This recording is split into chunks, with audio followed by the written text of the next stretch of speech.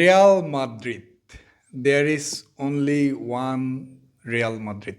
এবং কেন এত বছরের শত বছর ধরে বিশ্বের সেরা এবং ইউরোপের সেরা, সেটা আরেকবার প্রমাণ করলো বড় স্টেজে।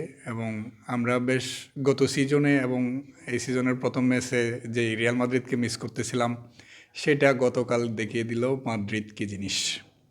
10 জনের দল নিয়ে, এবং পাছুকাকে কোনোভাবে ছোটো করার উপায় নেই, যেহেতু তারা রিয়াল মাদ্রিদ যত কয়েক মিনিট 11 জন নিয়েছিল 7-8 মিনিট, সেই সময়টা তো তারা বেশ কয়েকটি সুন্দর আক্রমণ এবং বেশ সুন্দর ফুটবল খেলেছে। রিয়াল মাদ্রিদের ডিফেন্সকে হতবাক করে দেওয়ার বেশ কয়েকটি সুযোগ তারা ক্রিয়েট করেছিল, এবং রিয়াল মাদ্রিদ যেটা একটু হাই প্রেস করতে চাইছিল সেটাকে একেবারেই নাস্তানাবুদ করে দিয়েছিল 5-7 মিনিট।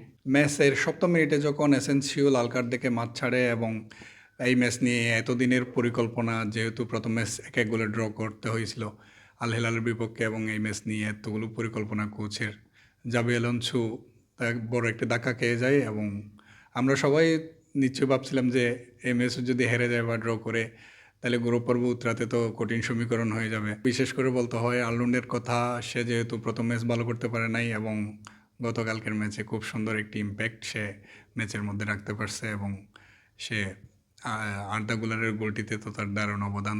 এবং আমাদের ডিফেন্সে 10 জন পরিণত হওয়ার পর সোয়ামিনিবে তো কয়েকটি ভুল করলেও হুইসেন ছিল একেবারেই অদম্য, এবং তার পাসিং স্কিল তো সবাইকে ক্রসের কথা মনে করিয়ে দেয়।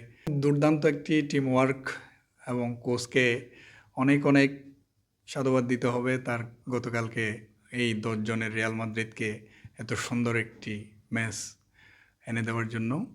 ওকে, আল্লাহ হাফেজ, সবাই অনেক অনেক ভালো থাকেন এবং বেশি বেশি ফুটবল দেখেন।